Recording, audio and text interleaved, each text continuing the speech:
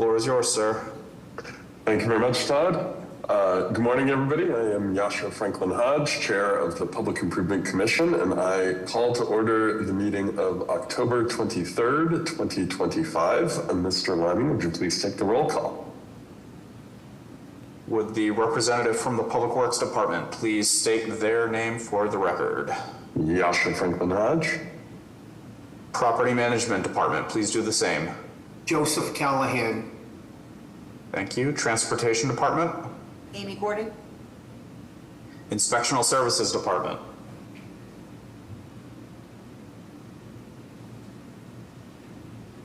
Ryan, I thought I saw you on.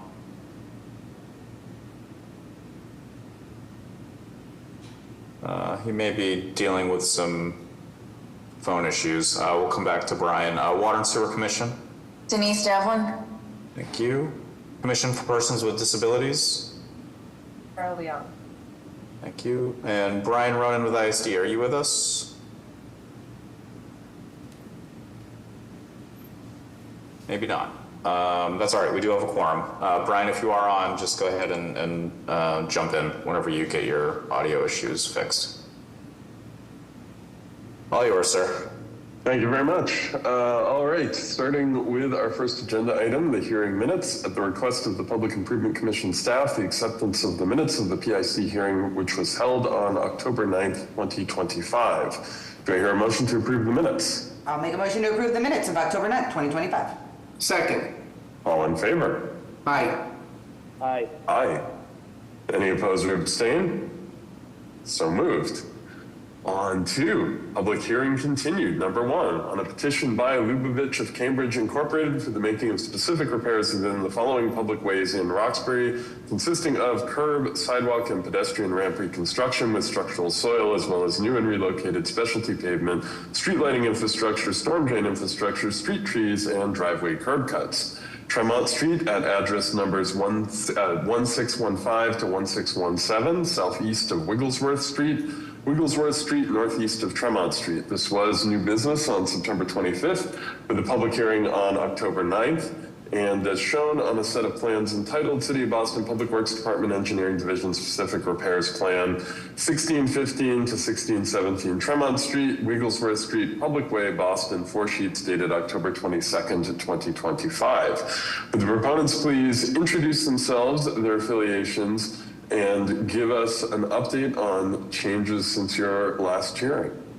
Apologies for interrupting. Brian Ronan, I believe you're on now. Can you confirm? I am, Todd. Great, thank you, Brian, very much. Okay, apologies, go right ahead. No worries, I'll hand it back to the project team. Okay, thank you, Joshua. Thank you, members of the commission.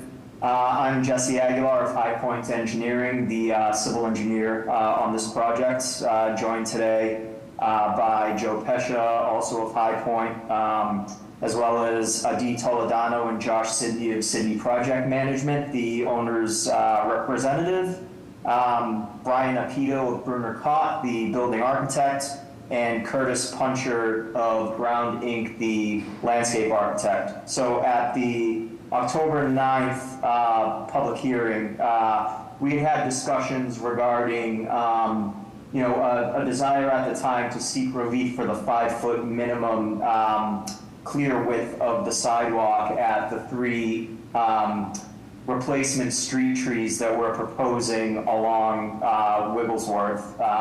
We had a subsequent in-person meeting with the Disabilities Commission on Wednesday, October 15th, to discuss the matter, and if there was a way forward that would not require us to alter the building. We discussed alternatives, one of which being reducing the tree caliper sizes from 3 inches to 2 inches to buy us the additional 3 inches that we would need for the 5-foot minimum width between the new building face and the edge of the tree pit opening within the resin bound aggregate surface that we're proposing at the tree pits.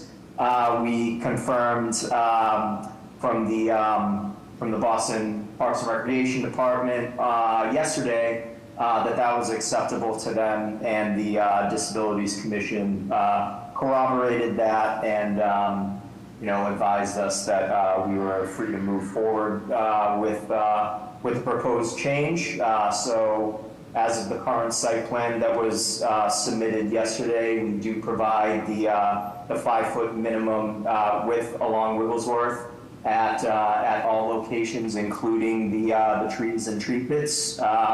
We've also coordinated with the ADA division regarding the design particulars of the ramp at the on the east side of the pedestrian crosswalk on Wigglesworth nearest the building. And other than that, there have been no other plan changes. So we would respectfully, request that the commission consider an approval of the specific repairs as proposed under the plans submitted yesterday, and open to answer any questions or addressing any outstanding issues that the commission may have, or the public. Thank you very much. Appreciate the update. Commissioners, questions, comments? I just want to thank the team for meeting with us last week and having the willingness to explore some creative solutions on getting that 5-foot path of travel. So I want to commend the team in doing that effort as well. Thank you.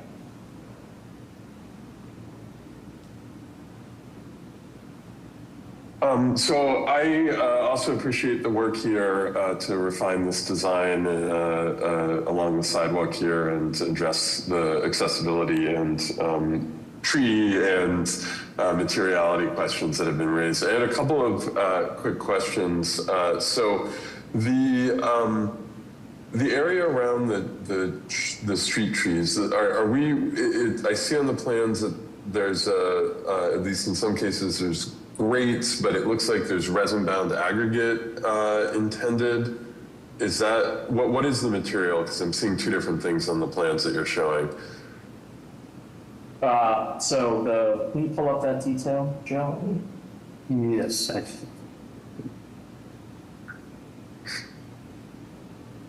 So we're proposing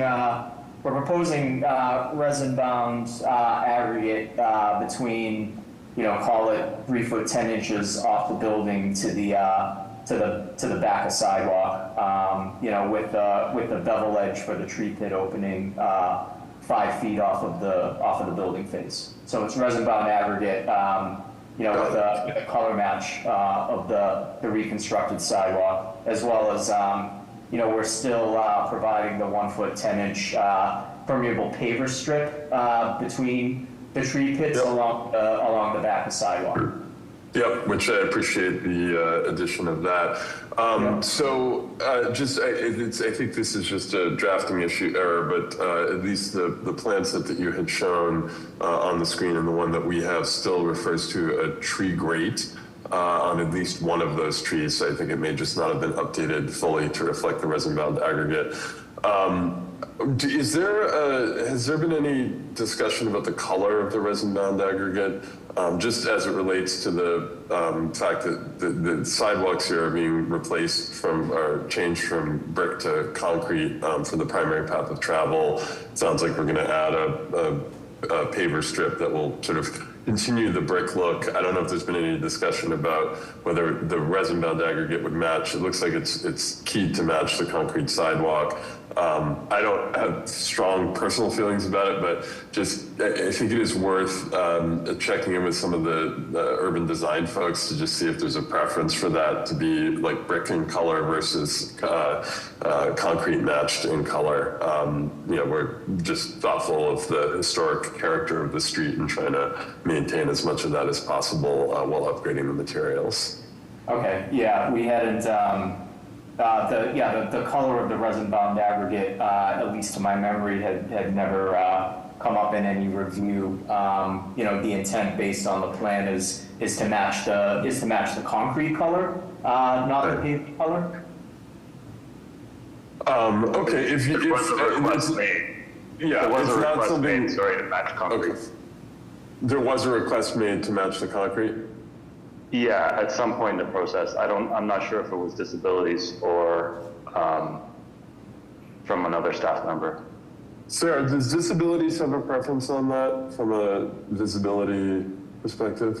Typically, we do like the color match with the concrete, so it provides that kind of visual path to travel as well. But happy to follow up with the team with planning department, urban design staff to nail that down, just to continue that conversation. Yeah, I don't think it. Yeah, I think the color request predated the paver strip request, so those things may have not been connected. Yeah, if you wouldn't mind just nailing that one down. It's not something we need to sort out before approval, but just to see. And obviously, I would prioritize accessibility. So if there's a need to match the concrete to maximize accessibility, then certainly would prefer to do that. But just worth at least some consideration relative to that paver strip and the design aspects of the street.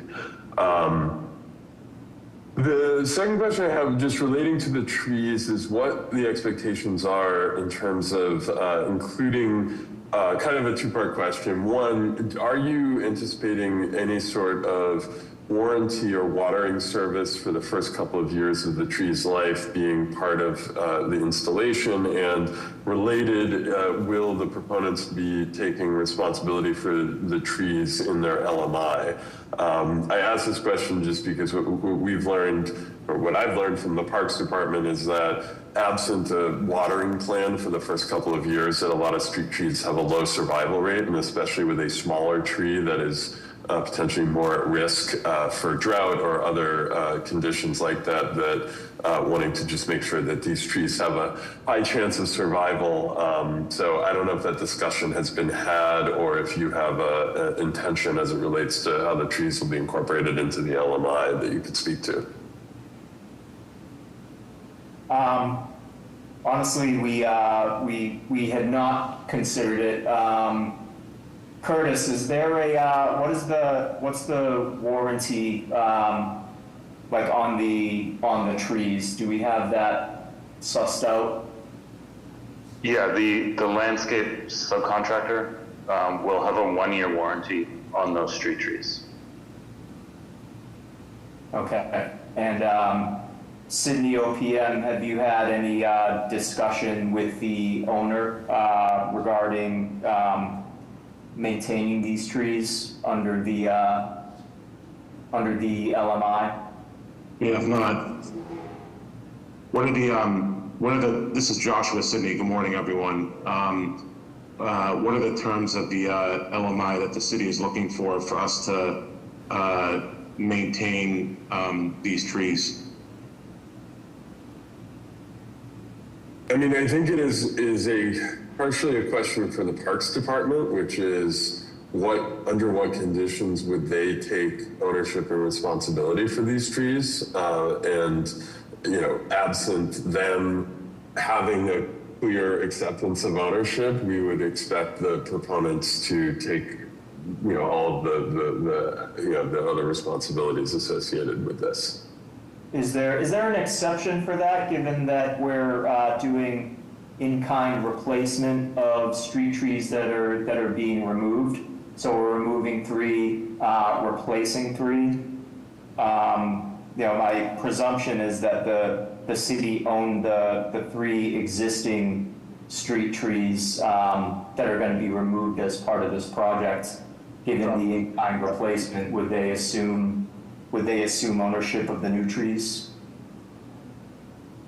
It is a fair question. I mean, I think we're altering the tree pit, so that may have an impact on how Parks views this location. I think I'm not equipped to answer that, unfortunately. It really is a discussion that I think you guys need to have with the Parks Department in the context of their approval of this new tree pit design. If they are comfortable with that and accepting the maintenance responsibilities associated with that, then I think we are.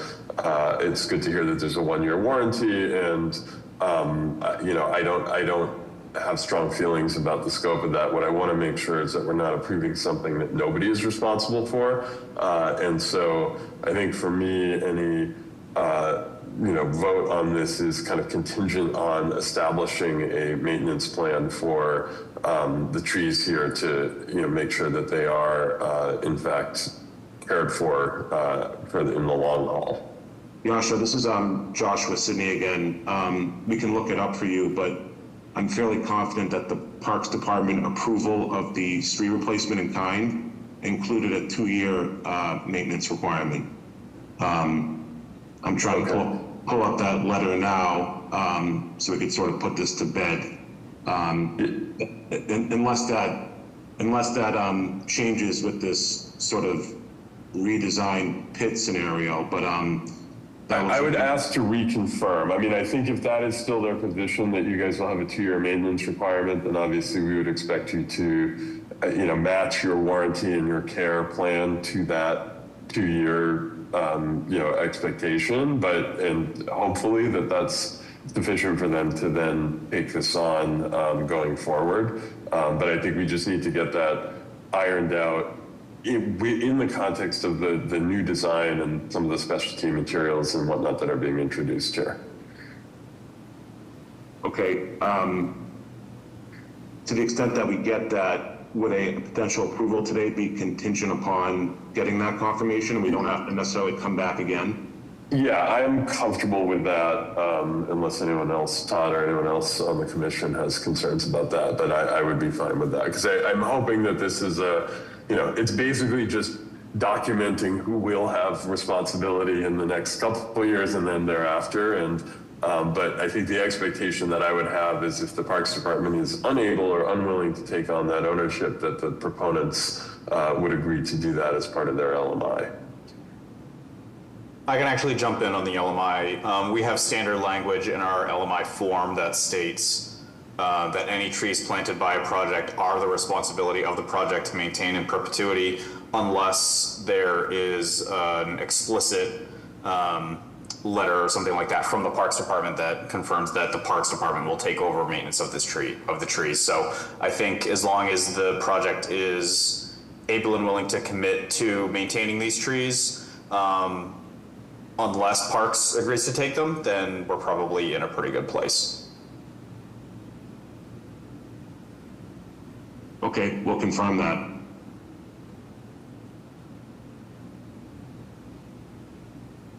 Okay.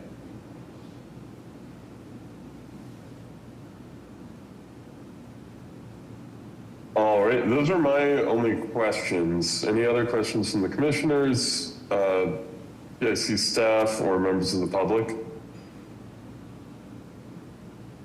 I will take this opportunity to remind the public, if you wish to add testimony or ask questions, please use the raised hand function, which can be found in the reactions tab at the bottom of your screen. I do not have any comments or questions other than the LMI that we already discussed, and I'm not seeing anyone with a hand raised, so I think we're all set on this. All right. Do I hear a motion to approve of public hearing number one, public hearing continued number one, excuse me, with the aforementioned conditions? I'll make a motion to approve a petition by Lubavitch of Cambridge Inc. for the making of specific repairs within Tremont Street and Wigglesworth Street, as read into the record by the chair, contingent upon a final agreement with the Parks Department on the maintenance of the trees. I will second that, but also contingent on clarifying the color scheme of the resin-bound aggregate compared to the cement sidewalk. All right, thank you. All in favor? Aye. Aye. Any opposed or abstain? So moved. Thank you.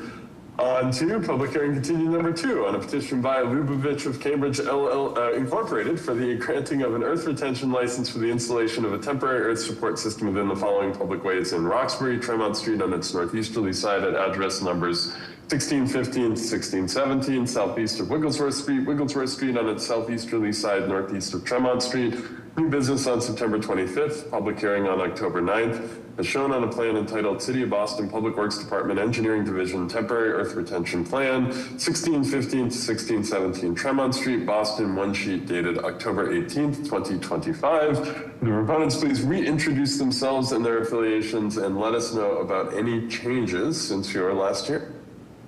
Yes, thank you again.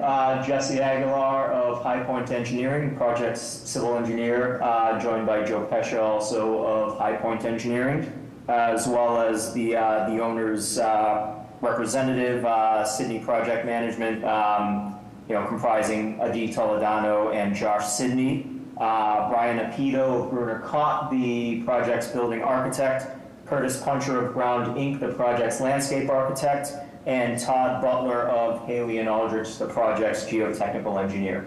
So since the October 9th public hearing, there have been no changes to the temporary earth retention plan. We're still proposing soldier piles and lagging 6 feet below grade, set 3 inches off of the property line on the southwest, north, and northeast sides of the building. So none of the changes that came pursuant to our coordination with the other departments have required any modifications to this plan. So we respectfully ask for the commission to consider granting the earth retention license as currently proposed. Thank you very much, commissioners. Questions, comments? DIC staff or members of the public? All set on this one. All right, do I hear a motion to approve public hearing continued number 2? I'll make a motion to approve a petition by Lubavitch of Cambridge Inc. for the granting of an earth retention license in Tremont Street and Wigglesworth Street as read into the record by the chair. Second. All in favor? Aye. Aye. Any opposed or abstain? So moved. Thank you all very much. Excellent, thank you very much. All right, moving on to the public hearing section of our agenda, starting with public hearing number 1 on a petition by New Boston Fund DBA Olmsted Village Master Developer LLC for the widening, relocation, and extension of the existing right-of-way lines of West Main Street Public Way, West Roxbury, as well as for the acceptance of a highway easement located on its current terminus at Warbler, located from its current terminus at Warbler Way to a point southwesterly. This was new business on October 9th, as shown on a plan entitled City of Boston Public Works Department Engineering Division, Widening, Relocation, and Extension Plan, West Main Street Public Way, West Roxbury, one sheet dated October 21st, 2025. Would the proponents please introduce themselves and their affiliations and give us an update on any changes to this proposal since your new business hearing? Good morning, John Schmidt with Niche Engineering, civil engineer for the project. And also with me today is Anna Schussler with Two Life Communities and Jerry Rappaport from New Boston. This is a fairly large development. It's the final phase of the Olmsted Village project, and it's located in Mattapan. This development will bring 193 affordable rental units and 94 mixed income units, including 46 senior housing units and 12 foster family units. And then the Brook House itself will have 127 senior housing units. The project also brings 600 temporary and permanent jobs, $6 million in community benefits, and the buildings will be passive house compliant. Here's a general overview, if you allow me to kind of walk you through the big picture. Up in the right-hand corner, we have Harvard Street at Deering Road. Now this area was built over the last couple of years, and our new development here, as you can see, is the highlighted area. The first action is West Main Street, which was laid out as a public way to this point here, and we will then continue it to this point here. And I can, Warbler Way, this is a private way that was laid out and constructed, partially constructed in the last couple of years. Warbler Way extension here is the extension of that private way. There are also improvements along Deering Road for sidewalk improvements along Deering Road, and Harvard Street has sidewalks improvements as well. The application, this petition specifically has to do with the West Main Street extension. It extends West Main Street from the intersection of Warbler Way to the Mass Bio property about 150 feet. This is unusual in the sense that it's a dead-end street, so after a lot of coordination with the fire department and other agencies, we now have an unusual configuration, but this has been reviewed and approved by the fire department to allow for vehicles, emergency vehicles, to do a 3-point turn here to exit West Main Street without having to go onto private property. Any questions? We also will be revisiting specific repairs as this agenda continues. Thank you very much, John. We're working closely with BFD and us on sort of sorting through the details of this unusual situation and the emergency vehicle access needs here. Commissioners, questions? PIC staff or members of the public? All set on this. We appreciate John and the team working with us and BFD. This was a fun little one to design. All right, do I hear a motion to approve public hearing number 1? I'll make a motion to approve a petition by New Boston Fund, DBA Olmsted Village Master Developer LLC for the making of a widening, relocation, and extension in West Main Street as read into the record by the chair. Second. All in favor? Aye. Aye. Any opposed or abstain? So moved. On to public hearing number 2 on a petition by New Boston Fund, DBA Olmsted Village Master Developer LLC for the widening and relocation of the existing right-of-way lines of Deering Road, Public Way, West Roxbury, as well as for the acceptance of a highway easement located on its southwesterly side, northwest of Harvard Street, new business on October 9th, as shown on a plan entitled City of Boston Public Works Department Engineering Division, Widening and Relocation Plan, Deering Road, Public Way, West Roxbury, one sheet dated October 21st, 2025. Would the proponents please reintroduce themselves, their affiliations, and let us know about any changes to this proposed action since your new business hearing.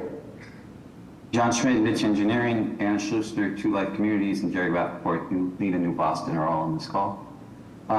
Deering Road was laid out as a public way constructed several years ago. It has not yet been accepted by the city. But the widening and relocation of Deering Road will allow in this section of Deering Road, will allow a shared pathway for bicycles and pedestrians to have a path of travel that starts on Harvard Street, comes through Deering Road, and then there'll be an easement that will allow the same path of travel through the wooded area here, and then to Warbler Way, which will be a separated walkway and bike lane that then will bring it down to the Mass Audubon's from Boston Nature Center. So that this widening relocation allows the widening of Deering Road to provide 11-foot wide shared walkway here from Harvard Street to where the entrance into the private parcel will begin. It's about it's about dimensionally, it's about 4-foot wide expansion. I apologize for not knowing that off the top of my head. 4 feet wide by 76 feet. Thank you. There we go. Thank you very much. Commissioners, questions, comments? All right. Hearing none, PIC staff or members of the public? Oh, all set. All right. Do I hear a motion to approve public hearing number 2? I'll make a motion to approve a petition by New Boston Fund, DBA Olmsted Village Master Developer LLC for the widening and relocation of Deering Road as read into the record by the chair. Second. All in favor? Aye. Aye. Any opposed or abstain? So moved. On to public hearing number 3 on a petition by New Boston Fund, DBA Olmsted Village Master Developer LLC for the widening, relocation, and extension of the existing right-of-way lines of Warbler Way, private way open to public travel, West Roxbury, located from its current terminus northwest of Finch Street to a point southeast of West Main Street.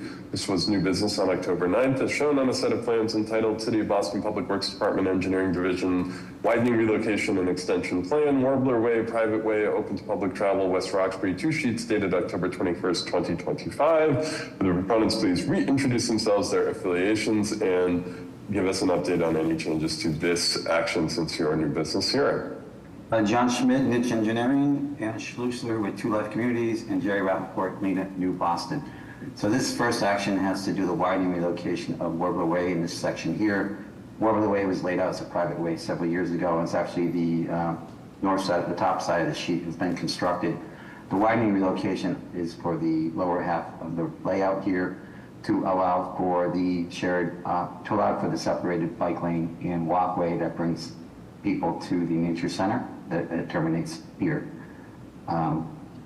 And then Warbler Way itself, this is the private way here that is, will provide access to, this is the Warbler Way layout that we're speaking to, the widening relocation.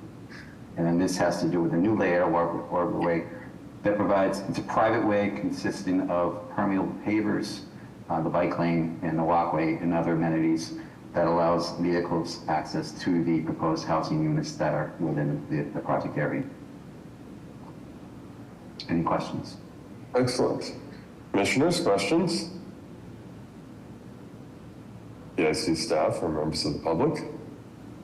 All set. All right, do I hear a motion to approve public hearing number 3? Make a motion to approve a petition by New Boston Fund DBA Homestead Village Master Developer LLC for the widening, relocation, and extension of Warbler Way as read into the record by the chair. Second. All in favor? Aye. Aye. Aye. Any opposed or abstain? So moved. On to public hearing number 4 on a petition by New Boston Fund DBA Olmsted Village Master Developer LLC for the acceptance of a pedestrian easement adjacent to Harvard Street Public Way, West Roxbury, located on its northwesterly side, generally southwest of Deering Road. New business on October 9th, as shown on a plan entitled City of Boston Public Works Department Engineering Division Pedestrian Easement Plan, Harvard Street Public Way, West Roxbury, one sheet dated October 21st, 2025. The proponents please reintroduce themselves and their affiliations and give us an update on this action and any changes since your new business hearing. John Schmidt, Niche Engineering, Anna Schuster, Two Life Communities, Jerry Rappaport, Lena, New Boston. This pedestrian easement allows for the widening of the sidewalk along Harvard Street, similar to what was done in the previous phase. This will allow a 7-foot wide sidewalk along the frontage of this development, 7-foot wide sidewalk with 5-foot clearance at the pinch points along the streetlights. And it reflects what was done in the earlier phases.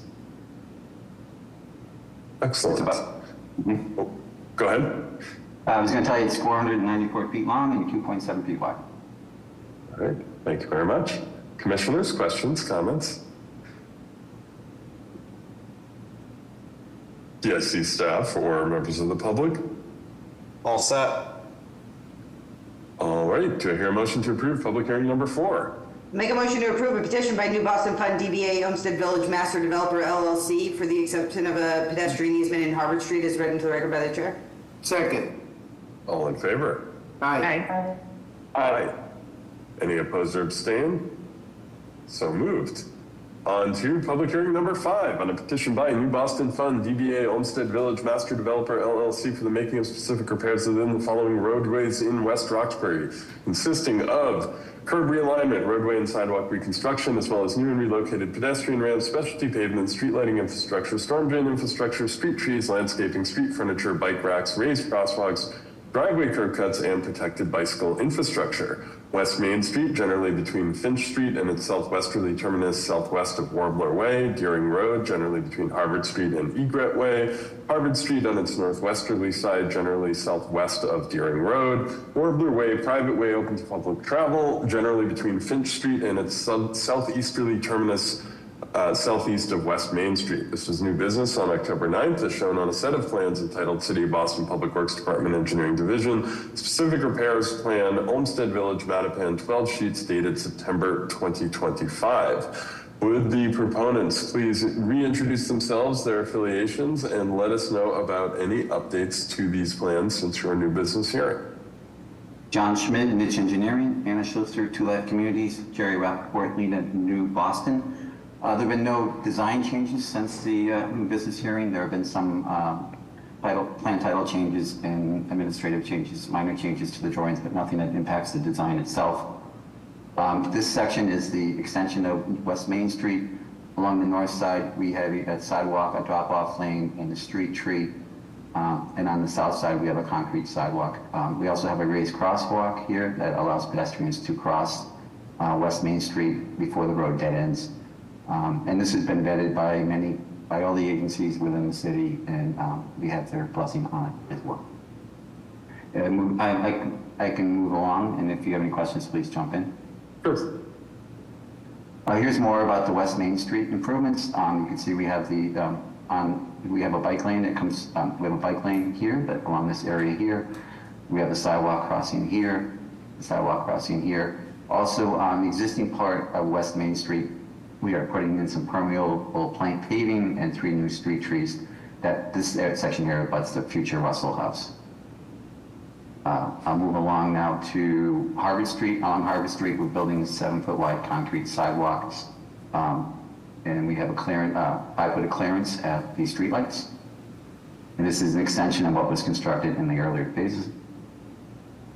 Warbler Way, the widening location, so what was approved several years ago. This allows for the construction of street trees, a dedicated bike lane, a dedicated pedestrian sidewalk, as well as with some permeable pavers throughout the area here.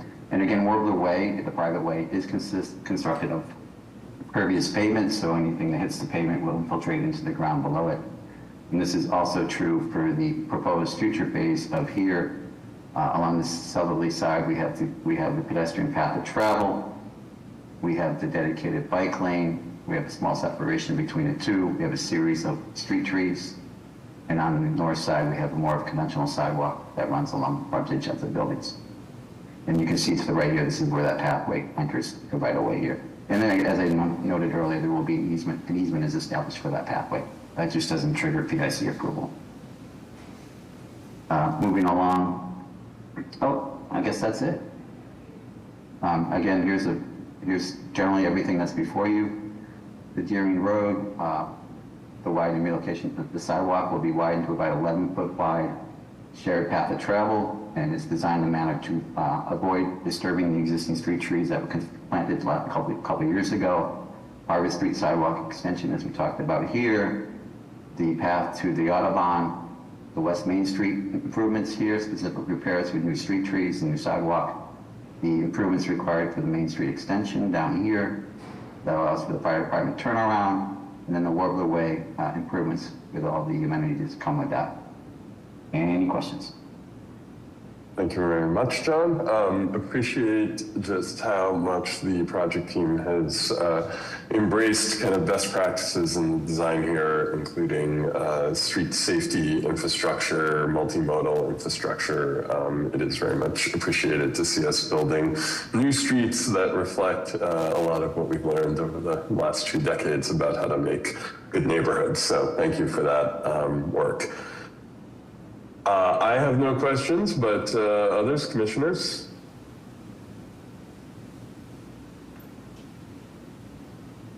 All right, hearing none. I also, go ahead, John. Unrelated, but I'd also like to note that we have our order of conditions we received from the Conservation Commission in January, and we recently received Boston Water and Sewer site plan approval for the infrastructure improvements.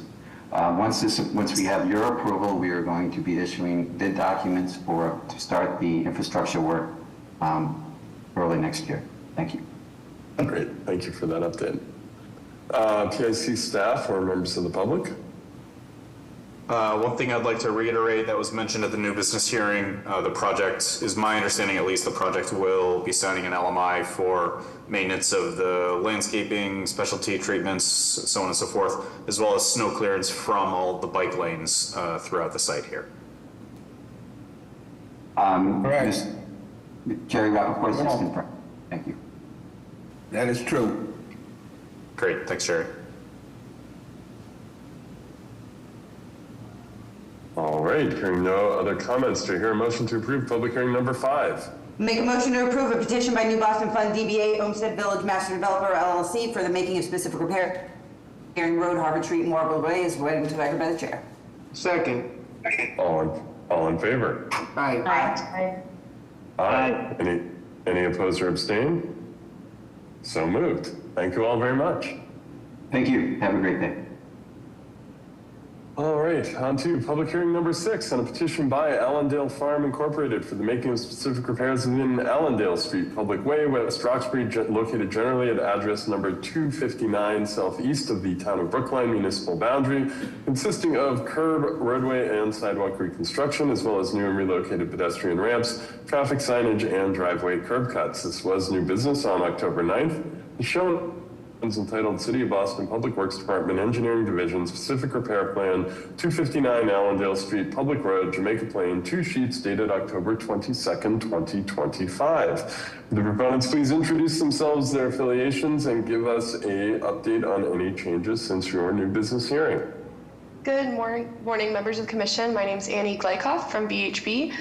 Here on behalf of Allendale Farms. With me today are Barry Fogel, the project attorney, and Helen Glotzer, CEO of the farm. Since we were on new business October 9th, we've made just changes to the title block and have coordinated with staff on a couple of minor outstanding comments, but no changes were made to the plan.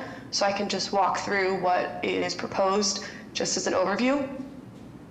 So for the project, we are proposing to add a new pedestrian crossing roughly centered on the site with an ADA curb ramp installed on the south side of Allendale Street on the existing sidewalk there, painted crosswalk, and a level landing on the project side of the site. We're also proposing to repave the existing curb cuts to the farm that are remaining and just add a little bit of grass, seed, close to where any land would be disturbed, but the existing landscape strip along Allendale Street on the project side will remain. There'll be some removal of an existing stone wall to allow the crosswalk to continue to the sidewalk within the site. And we are proposing signage at the crosswalk for the pedestrian crossing, as well as signage on both sides of Allendale Street ahead of the crosswalk for vehicles. That is the scope, and I'm happy to answer any questions. Thank you very much. Commissioners, questions, comments?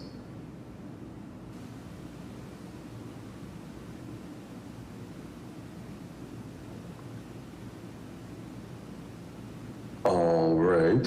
I have one which, apologies if this was discussed at the new business hearing. Have we looked at any additional treatments around that crosswalk just to ensure that we're inducing good yielding behavior from drivers, thinking about everything from yield markings to flashing signage, anything of that nature? Has that been discussed and considered? That's questions to the proponents, but also to Amy as well. No, but this seems like a decent spot for a flashing LED.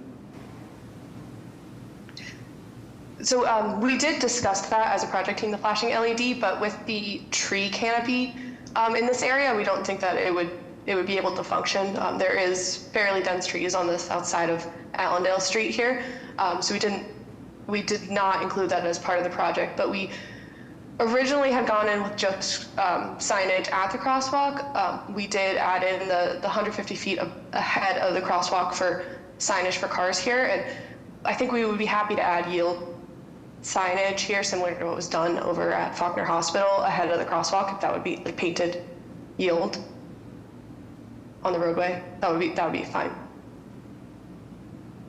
Amy, is there any specific marking treatment that you would recommend here? No, it would be the yield shark's teeth, right? Like the. Okay. All right, if you can just work with Amy and her team to just finalize what that marking plan should be. This is a space where people go pretty fast, and so want to make sure there's some incentives or indications to help with compliance. Appreciate that.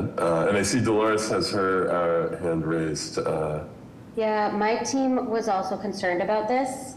And we toyed around with the idea of proposing a raised crossing, but there were recently speed humps removed from this road. So I think perhaps that is a potential solution, but I just wanted to propose it here to the larger group of those who know more about this road and if that would fit. But my team felt like a raised crossing would be a good solution for when we were considering that issue.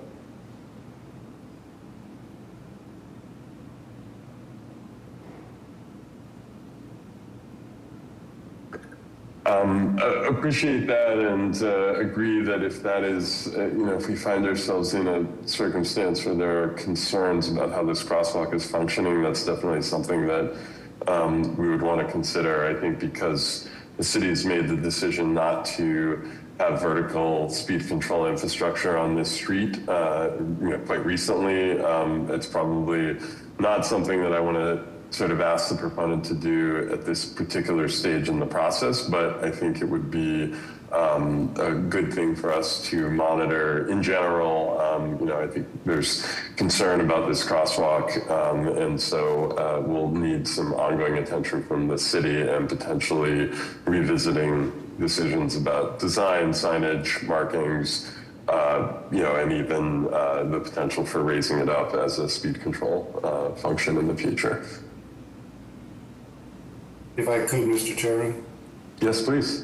Barry Fogel from Keegan Worland. I've communicated with Chung Lu on the LMI, and we actually have agreed on some language in the draft LMI about the city reserving its rights to require some additional changes if necessary, very similar to what you just mentioned. So we've sort of built that in. Excellent. Thank you. I appreciate that willingness to do that from the proponents, and and we will monitor and see how things go.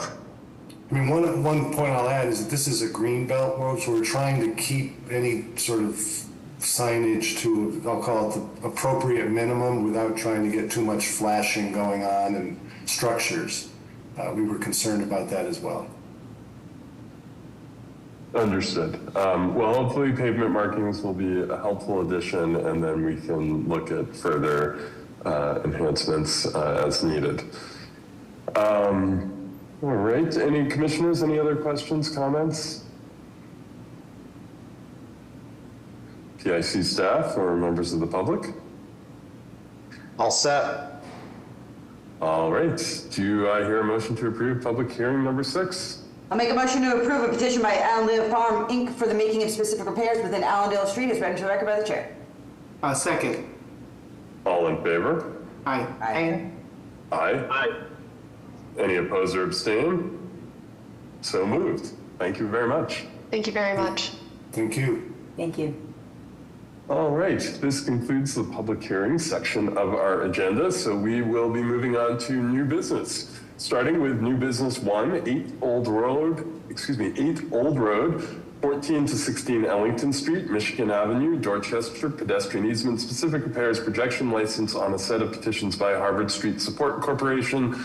Would the proponents please introduce themselves, their affiliations, and introduce us to the project and the actions that you're proposing to take? Yes, good morning, Commission. My name is Hillary Holmes. I'm with Langen, who's the civil engineer and landscape architect for the project. With me, I also have Catherine Kettner and David Vicios, who are representing Harvard Street Neighborhood Healthcare, and Danielle Buckley, who is architect with Isgenuity. Let me share my screen and, all right.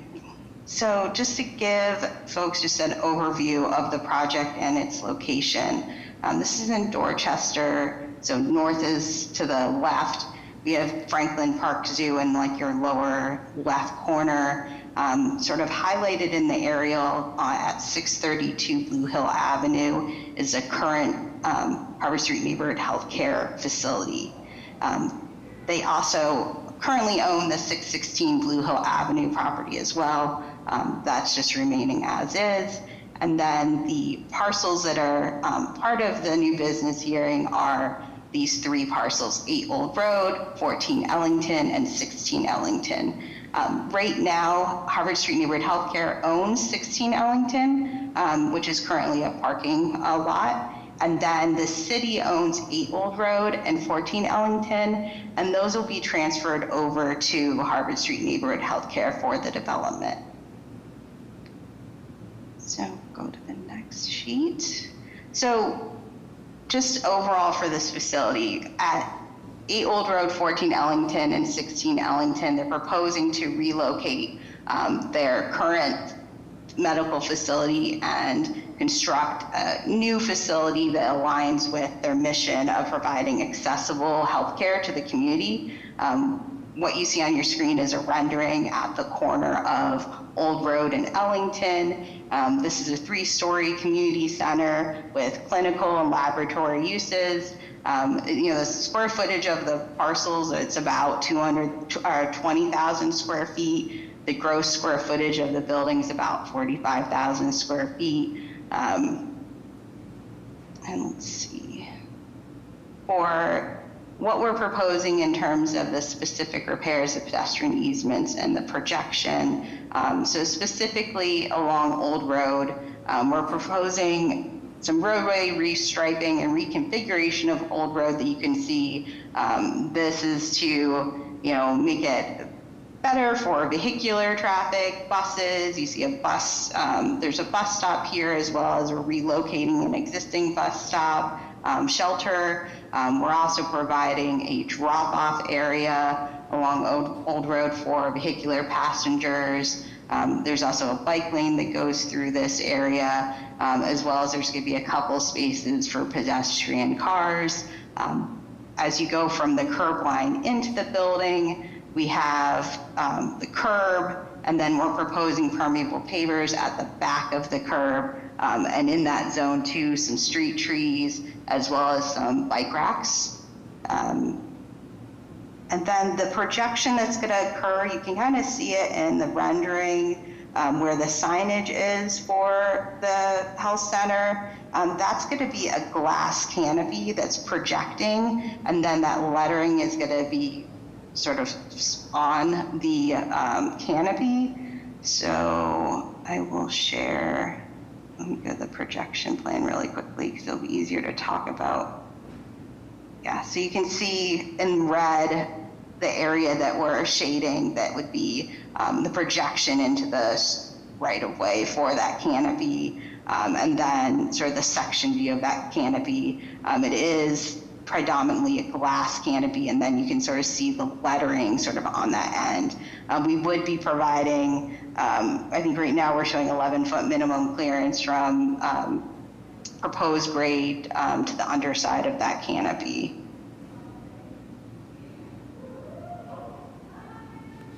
And then along Ellington and Michigan, we are also proposing specific repairs, similar in nature to Old Road, in that we're proposing permeable pavers at the back of the curb, as well as some street trees. And then, Michigan as well, you can see that we're providing permeable pavers, street trees, and then there's some bike racks as well on Michigan. For both zones, in order to provide that 5-foot clear pedestrian path, inbound between, the paver edge, the back of the pavers, into the sidewalk and into the property, we will need a pedestrian easement. So both pedestrian easements are shown on our pedestrian easement exhibits at Michigan and Ellington. And I open it up to questions to the commission. Thank you very much. Commissioners, questions? Thank you so much for the presentation. I'm just right now checking in with my pedestrian ramp staff to ensure that that we finalize comments for specifically the Old Road and Ellington Street intersection. I think the southwestern corner, we may ask you to consider a bundled transition instead of an apex ramp, just to ensure that the path of travel is as desirable as possible for that ramp, understanding that splitting those two ramps will kind of skew the crossings. So we're happy to discuss that between this new business and your public hearing, but just wanted to flag that as a comment that we may have. Yeah, absolutely. And I think that is an area that we've studied, and we'll coordinate with the curb ramp team on this. I know it is a challenge to do a blended ramp at this location. While Old Road is pretty flat, right as you turn this corner, the grade down Ellington gets pretty steep very quickly. So it just makes trying to do that blended transition ramp and make it compliant definitely a challenge as it sort of wraps around this corner. As well as because of the grades, we also want to prevent any sort of runoff from the street from going across the ramp, which a blended transition ramp, just given the way it wraps around in the grades, it would direct runoff like across the ramp, which we'd want to avoid too. But we can certainly coordinate that between now and the next hearing.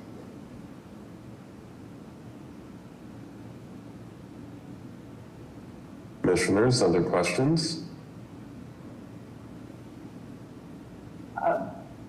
Thank you so much. I think we can definitely look at the grades a little later on in detail. Would it be possible to go to Michigan Ave? Yes, absolutely.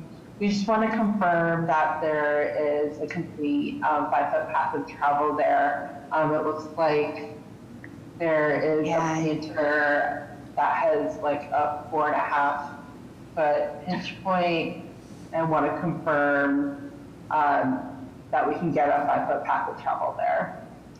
Yeah, I noticed that as well. We'll confirm this because I think this, we'll confirm this dimension here. I think we have more room than what's dimensioned because of the size of this block. But we will confirm that. Great, thank you so much.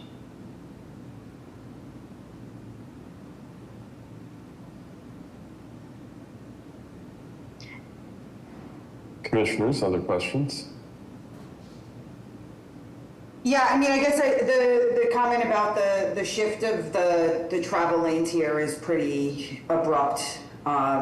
So I think that either the addition of some green paint or pushing the bus stop further up the block so that we can have the travel lane align with the travel lane.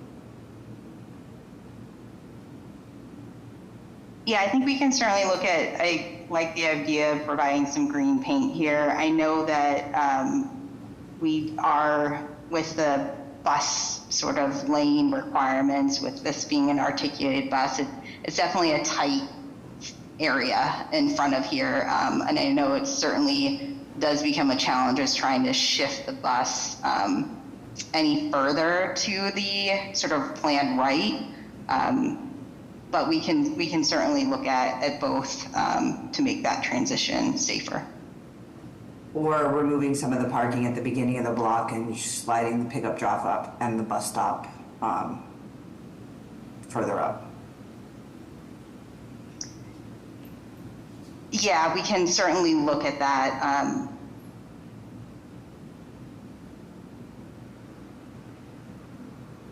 I think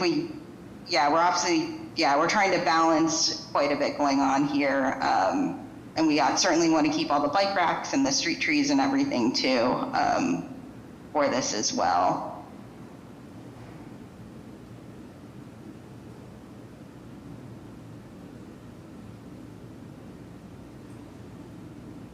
So just building off of Amy's comment, so has the MBTA reviewed and signed off on this plan for the block?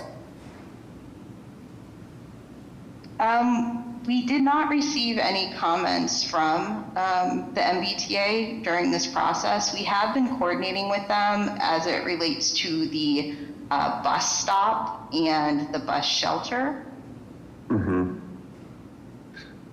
I guess my question is whether, and my ask is that you guys make sure that you are giving them the opportunity to review this block plan in its totality. Mm-hmm. Having a route with a 60-foot articulated bus with an 84-foot long bus stop directly adjacent to a loading zone, it raises some concerns in my mind about how effective this bus stop will be and the likelihood of it getting blocked. A vehicle overhanging the loading zone by 10, 15 feet, or an extra vehicle kind of parked at the head of the bus stop is going to create some significant challenges for the bus to access the curb, to be able to drop off passengers in a safe way, and then to pull back out into traffic. And so the concern that I have is obviously first and foremost an accessibility one, but there is also a safety and vehicle flow issue. If the articulated bus can't fully reach the curb, it is likely to be hanging out in the travel lane, blocking bike lane and potentially the vehicle lane.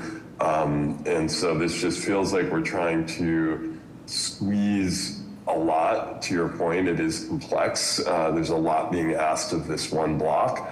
And to Amy's point, it may be that by sacrificing one or two of the parking spaces on the Michigan Ave side of the block, that you can provide more certainty that the bus will be able to reach the curb, that it will not be hanging out blocking the crosswalk in the back, that you're still providing for that, what I'm assuming is a very necessary loading zone. But this feels like we have tried to squeeze everything down to the minimum possible amount, and in a place that's likely to have a lot of competition for curb space. And in doing so, my concern is that we've created something that will not function well and will have accessibility and safety repercussions. So I think the ask is that we, one, get affirmative endorsement from the MBTA of whatever plan you have, including potentially this one, and two, that you consider some alternative approaches to managing this curb space to try to reduce both. You know, we talked about we got into this through the lane shift, but there's other issues associated with jamming the bus stop right up against the Ellington, close to Ellington Street like this. So I think we just need to spend a little bit more time seeing if we can take a little bit of the pressure out of here. Okay, understood. Related. So what is the plan for the current health center building? Will that continue to function as a health center facility? I believe they're still going to use it for administrative purposes, but David or Catherine, can you confirm?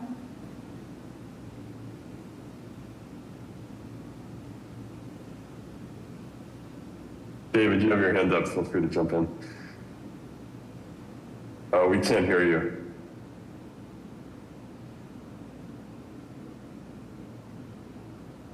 Can people hear me now?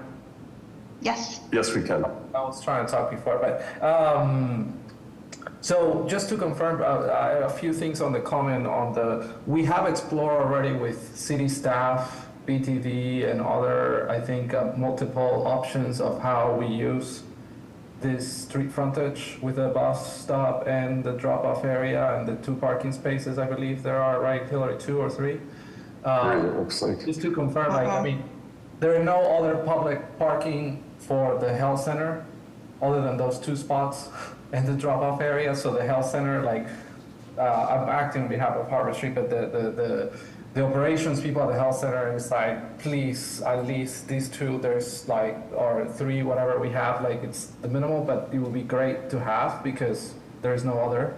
So just wanted to reiterate the amount of the exercises that we have done in the past with the city already to get here. I agree that we should rerun this design in its entirety with the MBTA, as we have discussed the bus stop location and the bus stop design, and make sure that they are fully signed off on it. I hear the concerns and looking at approaches of how that crossing with the bike lane is safer and stuff like that. It makes sense, but just wanted to make sure that people are aware of the 3 or 4, I don't know how many iterations you did, Hillary, with your transportation team on moving the bus up north or south, or but trying to balance all the different elements that we have here. So just pointing that out. And then what was the question that was posed, please, again? It was what is going to happen with the existing Harvard Street neighborhood healthcare facility once the new facility is open and operational? To be determined. I think there might be some administrative operations going there for a little while, but the mid-term goal is to redevelop those 2 properties that they own across the street into something that, I mean, we of course will come to you, like to the city, and show that they're key parcels. And Franklin Park has a master plan, and there is a transportation action plan for Blue Hill Ave. So the goal is to redevelop them eventually into a mix of housing and healthcare, healthy use, retail at the bottom. Okay, that's helpful. And do you have any information about how your patients typically arrive at the health center today? Mostly, I mean, a combination, walking, public transportation, private, like drop-offs, and some drive.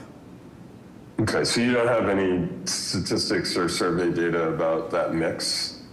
Not in detail, but I know that like at least 50% come from public transportation.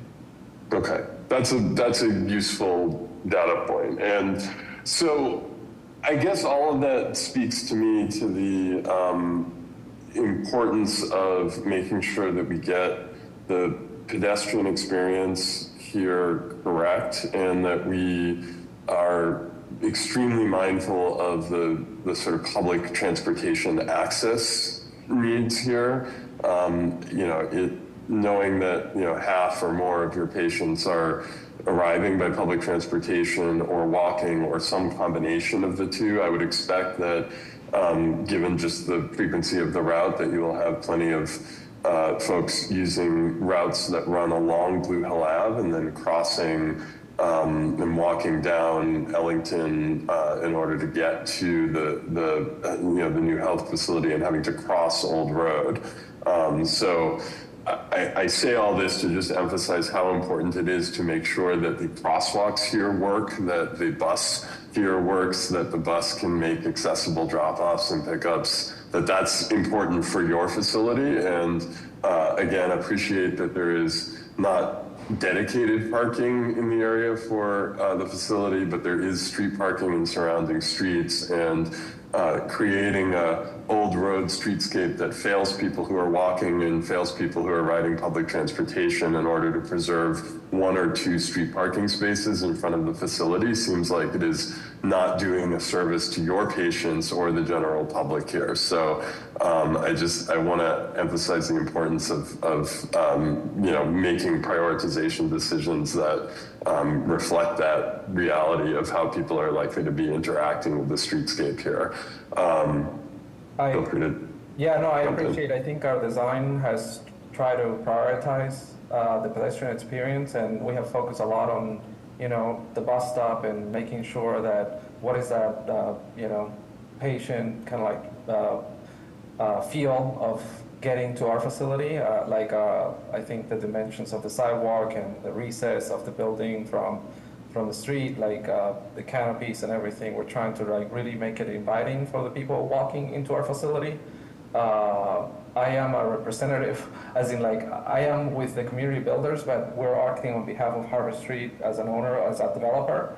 And what I have heard from the staff is that the two, having at least 2 or an option, it would be great. Otherwise, maybe we're creating more conflict that, cars will be parked there anyway on the drop-off area or something like that. So anyway, they have highlighted the importance of at least having 2 as a token, rather than, as you can see, the cars have not been prioritized at all in this design, from my perspective. Okay. Actually, focus on the pedestrian. Yeah, I appreciate that. So then building on that, I guess I have some pedestrian safety questions about the Ellington Old Road intersection. I mean, I think as you guys obviously know, Old Road is a very heavily used, I wouldn't even call it a cut-through route. It is a sort of route for traffic that comes through Circuit Drive in Franklin Park to access Columbia Road. It's kind of the preferred access route for most of those drivers. They go across Blue Hill Ave rather than taking a left onto Blue Hill Ave and then use Old Road to access Columbia. So there's a large volume of through traffic that takes Old Road here. My concern in general is that I would expect, based on the healthcare facility relocating now to this to the east side of Old Road, that that's going to mean a lot more pedestrian volume going across Old Road, which is a fairly high volume street with a lot of through vehicle movements. When I look at this, what I'm seeing is the curb line for that crossing on the north side, the crossing of Old Road on the north side at Ellington, is actually, that's becoming a wider crossing distance that pedestrians have to navigate because there's an elimination of a curb extension that exists today that we're looking at on the plan here. I appreciate why that's necessary in order to kind of continue the bike lane and create an appropriate travel lane, but it does raise some concern for me that we're now asking pedestrians to, we're having more people crossing and asking them to cross a greater distance than what exists today. And so I guess my question is broadly, like, have we looked at the potential of raising up this intersection altogether of Ellington and Old Road so that it would become a tabled intersection that would have some intrinsic speed control in it? I would just expect to see a lot of pedestrian movements here, and I'm quite concerned that you will have poor yielding behavior in vehicles that are sort of, speeding through to try to get to Columbia Road, and that we've potentially made things less safe by the changes to the curb geometry.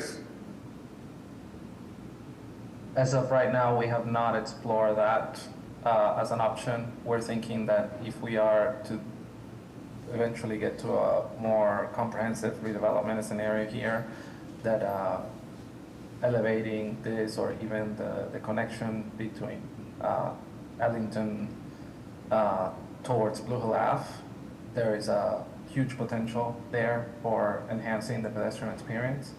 But as of right now, because of the scale of the project, I think elevating that entire intersection will be detrimental to the budget and of the existing project. So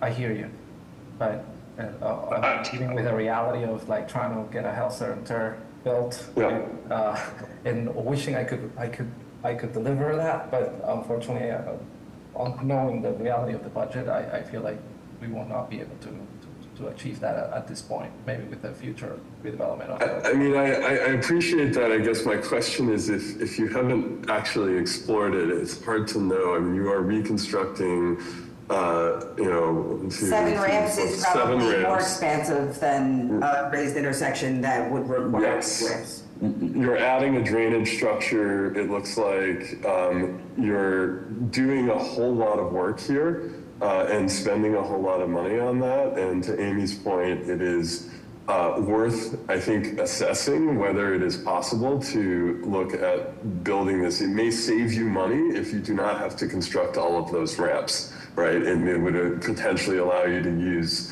surface applied tactiles and have straight crossings there. So, and that would result in a vastly safer pedestrian experience. It would result probably in better crosswalk alignment, because right now you have this, the western crosswalk over Ellington is sort of offset quite a distance from the intersection.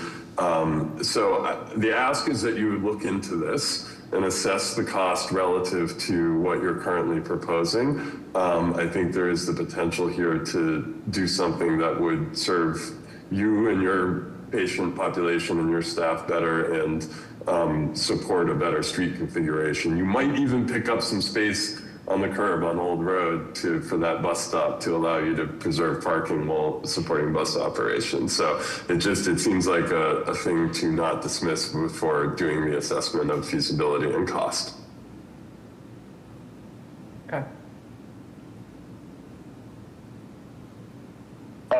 If it is sort of determined that that is, for whatever set of reasons, not a feasible alternative, I think my sort of backup question is what can be done around managing sort of speed and in this area, and are there any other steps that we would take as an interim? am I seeing, if the plans just went down, but the plan is to, there's no plans to make a stop at Ellington on Old Road, is there, to make that a always stop? As far as I know, there is not. Okay, I saw something that looked like a stop bar in that drawing that was up there, but. Oh, sorry, are you no longer seeing the screen? Or? Yeah, the screen share went down just now. Oh. You're seeing, I am seeing the screen, that's so. Oh, oh, maybe that's me then. I think if you go to the. Oh, I'm sorry, that was all me. That was all me. So I'm seeing this stop, what looks like a stop bar there. Yeah, okay, so I mean, currently, yes, there is a stop condition on Ellington at this location. I don't believe there's one across Ellington, but there's not one across Old Road, and I'm seeing that what looks like a stop bar there.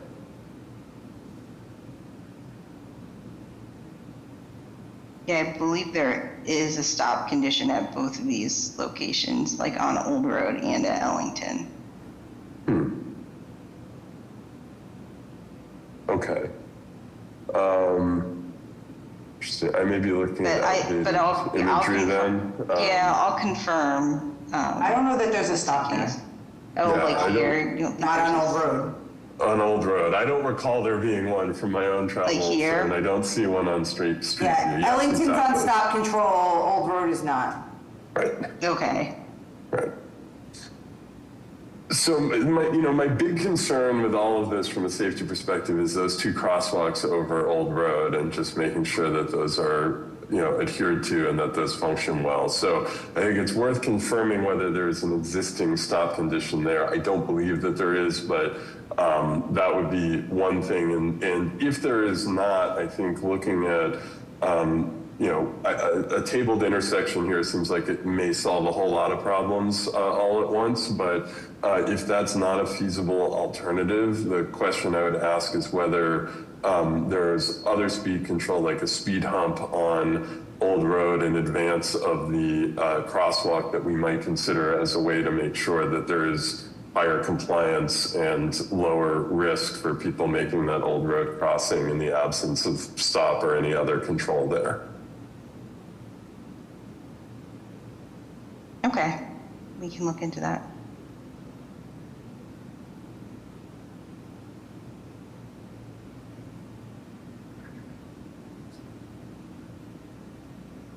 All right, commissioners, other questions, comments?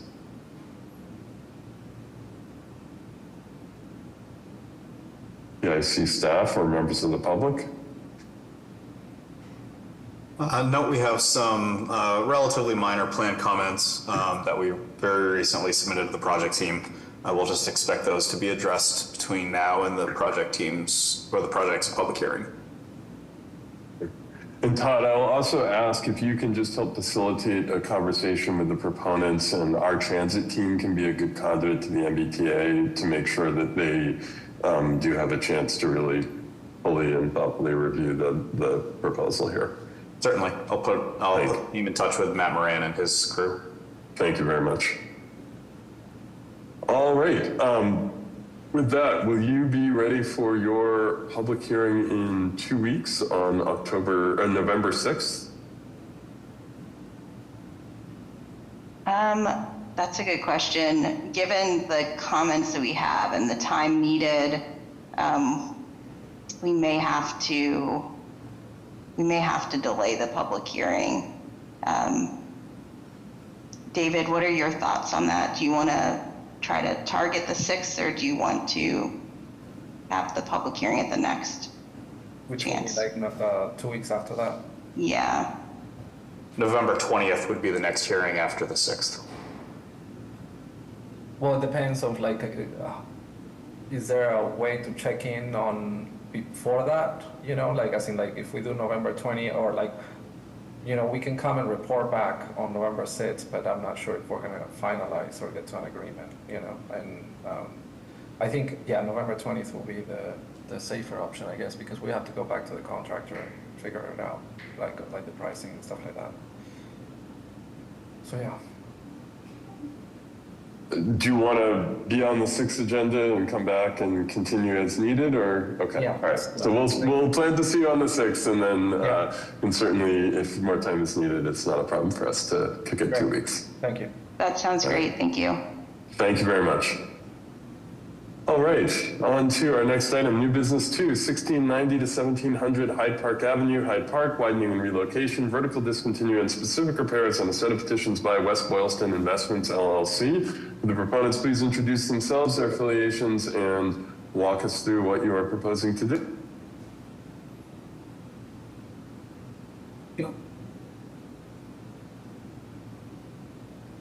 Good morning, Mr. Chairman and members of the Commission. My name is Joe Connolly, project engineer with Howard Stein Hudson. I'm presenting today on behalf of the proponent West Boylston Investments LLC, and I am joined by the project attorney Dennis Cropey. The project is located at 1690 to 1700 Hyde Park Avenue, 3 parcels located in Boston's Hyde Park neighborhood. The site is bounded by Hyde Park Avenue to the west, business to the north, an industrial site to be developed to the south, and MBTA property to the east. The site is located in close proximity to Reedville commuter rail station and multiple bus routes. So the project involves the demolition of an existing building, shown here, and a small accessory office trailer to be replaced by a 6-story mixed-use residential building containing 115 rental units with 1,500 square feet of ground floor commercial space. Underground resident parking contains 69 spaces with access off of Hyde Park Avenue. The project also provides 115 secure bike spaces for residents with additional outdoor racks for visitors. In addition, we are coordinating with the city to provide a blue bike station at the nearby Walcott Square MBTA bus stop. As part of the project, we are seeking approval for specific repair improvements, a widening and relocation area adjacent to Hyde Park Avenue, and a vertical discontinuance of this widening area.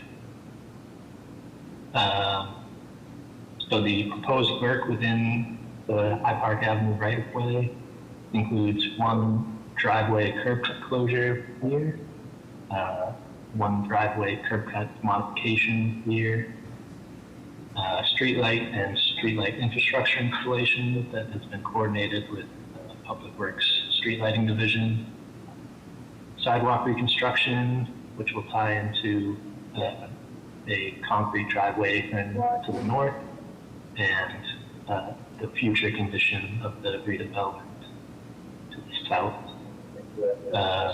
There will be installation of permeable pavers, visitor bike racks, and street trees within the cemetery zone. And in addition to these 3 street trees, we are creating a pocket park within the footprint of the building to provide additional landscaping elements and public space for residents and visitors to gather.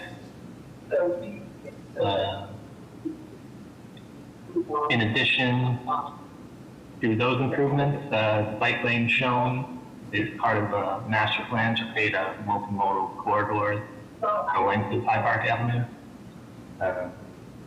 And this 57-foot long pickup drop-off area shown is the result of continued community engagement voicing this need.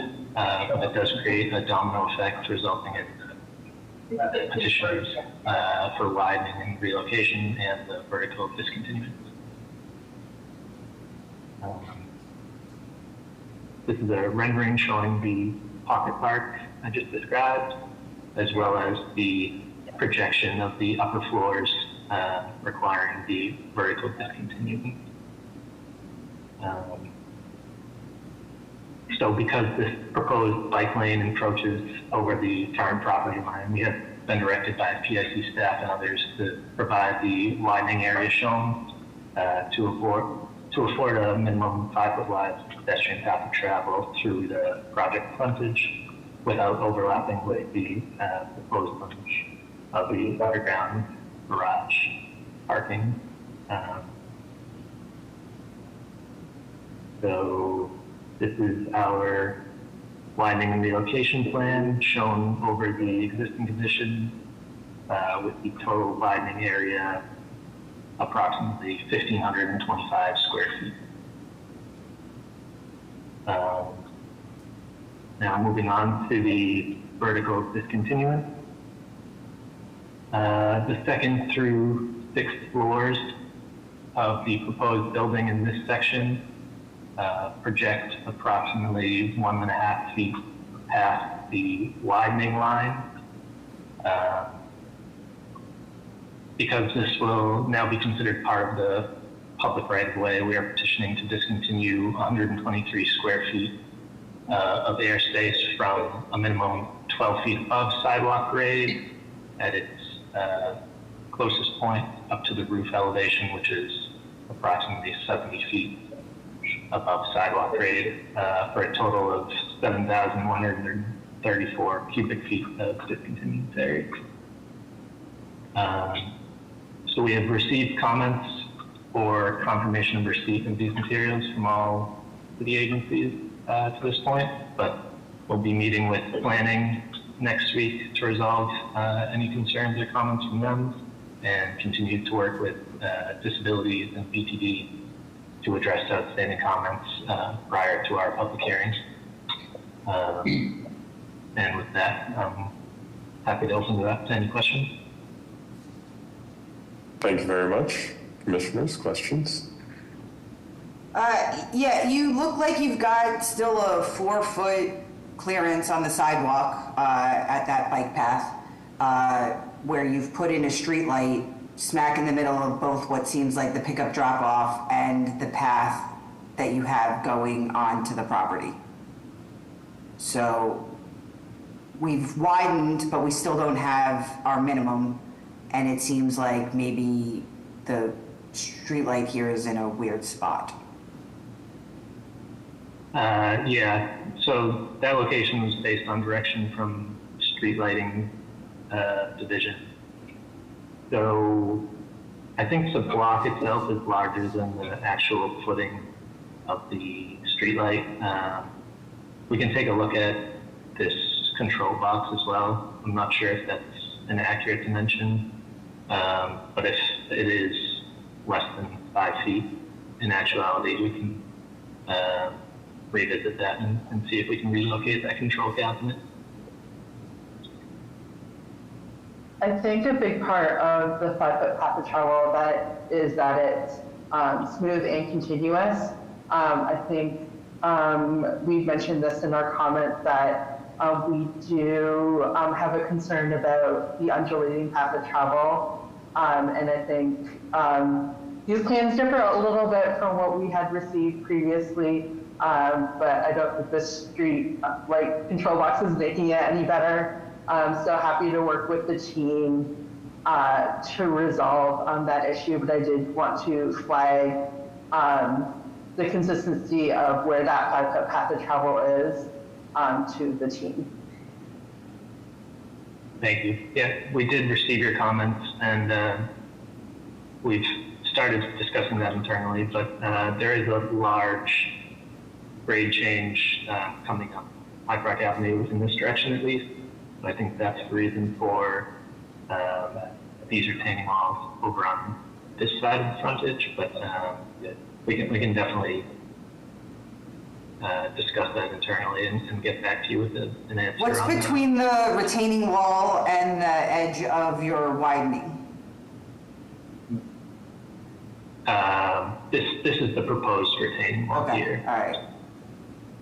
Yeah, this is an existing one to be removed. So the wall isn't that double line, it's underneath the red dash line here. Right, just justified just east of the widening line.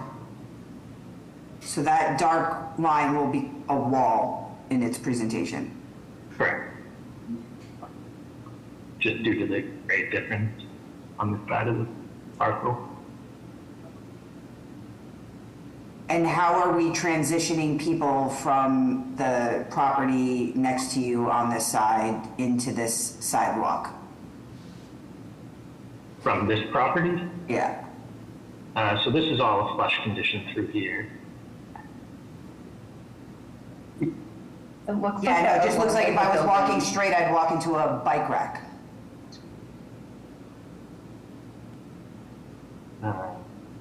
Because it looks like the outline of the building stretches to where the furnishing zone is, and then if you're walking along, you encounter the bike rack, and then somehow to have to shimmy around it to get to the accessible path. Oh, the existing building next door? There's no current building next door. I would suggest that we lose those southernmost bike racks and the specialty pavers between the southernmost tree and the edge of the property line. Make that standard concrete, and that, I think, would solve the issue of the pedestrian path of travel being somewhat blocked by either private property or bike racks. Okay. That seems achievable. Oh. On this, just to jump back to the street lighting issue for a second, if you can revisit just overall the placement and spacing of the streetlights with the street lighting division to see if there's an alternative approach here that would provide necessary light levels without placing this infrastructure sort of right at the drop-off zone and in the path of travel. A thought would be, would it be possible to shift the spacing so that there's lights in like the triangular portion of the paver furnishing zone on either side of that bow of the bike lane, rather than having it be right in the sidewalk at the middle there.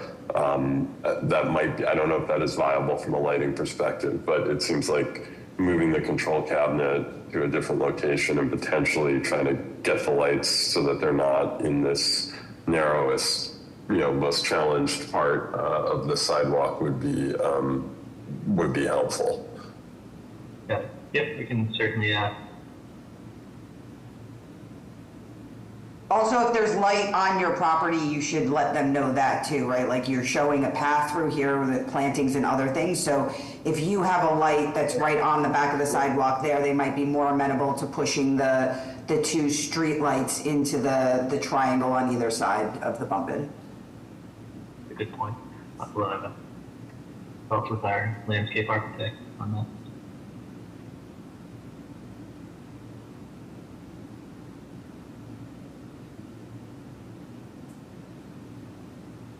All right, commissioners, other questions, comments?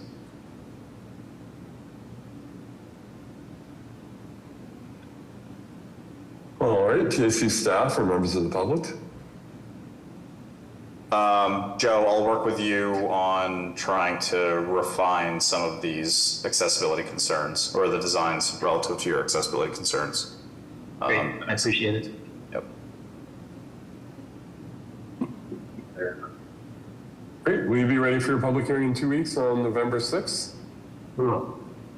All right, excellent. We will see you then. Thank you very much. Thank you. Okay, on to our next item, new business 3, 219 Heath Street, Lawn Street, Roxbury, grant of location on a petition by Verizon New England Incorporated. Would the proponents please introduce themselves, their affiliations, and walk us through what you are proposing? Yes, good morning. Ross Bilodeau, representing Verizon New England. I'm going to go ahead and share my screen here.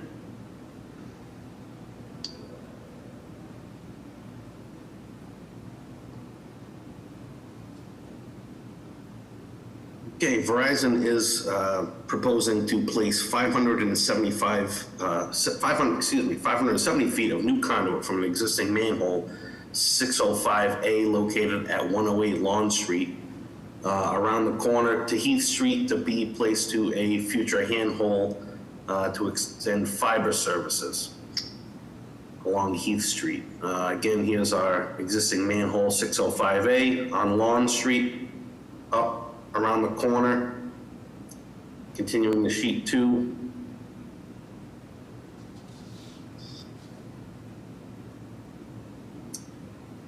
To a future shared handhold to be placed by Crown Castle located in front of 219 at 221 Heath Street. Again with city shadow for the purpose of extending fiber services along Heath Street.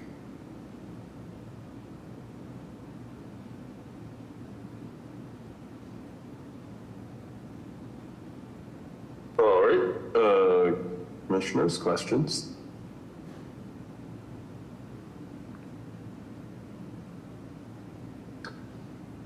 Okay, I see staff or members of the public. All set on this. All right, very straightforward. Will you be ready for your public hearing in 2 weeks on November 6th? Yes, absolutely. All right, we'll see you then for that. And on to our final item, new business 4, 273 Highland Street, Roxbury, grant of location on a petition by Verizon New England Incorporated. The proponents please reintroduce themselves and their affiliations and talk us through what is proposed here. Yes, again, good morning. Verizon is looking to place 343 feet of new conduit with city shadow from our existing manhole 15 over 41B located in front of 305 Highland Street to extend the new conduit to the property line located at 273 Highland Street. This is to feed a new building going in there. I believe it's 25 living units that they're building.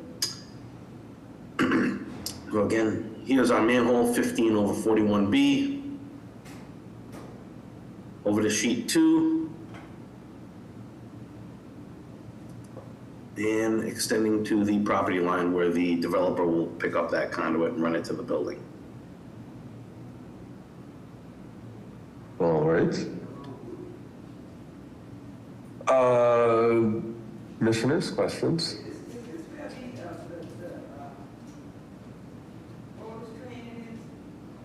All right, I have a couple. So just noting that you will be directly across the street from our Public Works facility, do you have a sense of what time of year or when you're expecting to do this work? As of right this second, no, but if we get this approved after November 6th, I'm sure they'll be pursuing it then. I know that'll be kind of right up against the deadline, but. Yeah. So, I mean, I say this to say you're coming up against winter, and we obviously do winter operations out of here. So we will have a lot of concern about plates in the road. We will have concern about construction that interferes with any access to and from the yard at this location. So I think the ask is that you coordinate closely with Public Works operations on the actual timing of this. If it's going to be, get it done by the end of November, great. But if you're going into the winter months, we'll need to work very closely to make sure we're not impinging on snow response if needed. Sure, understandable. One thing I should mention on this one, I know we have a couple speed bumps that we'll be digging through, and we will be repairing those fully and repainting traffic markings as needed in those two areas. You beat me to my second question. So yes, 2 speed humps. In talking with our construction folks, I think the expectation here, there's concern about trenching through speed humps like this, that you'll end up with differential settlement and a lip potentially that results in further damage. So the ask is that you would mill them out and replace them rather than try to patch the shape of the speed hump. Sure, understood. That would be great, and I would appreciate it if you could just notate that on your plans where those speed humps are and indicate the intention to replace post-construction. Sure. All right. Those were my 2 things. PSC staff, members of the public? All set. All right, easy enough. Ready for November 6th? Yes, you can mark me down for that. All right, we will see you then. Thank you, Russ. Thank you. And now we have reached the end of our agenda. Do I hear a motion to adjourn? I'll make a motion to adjourn. Second. All in favor? Aye. Aye. Aye. We are adjourned. Thank you all so much. We'll see you soon. Thank you.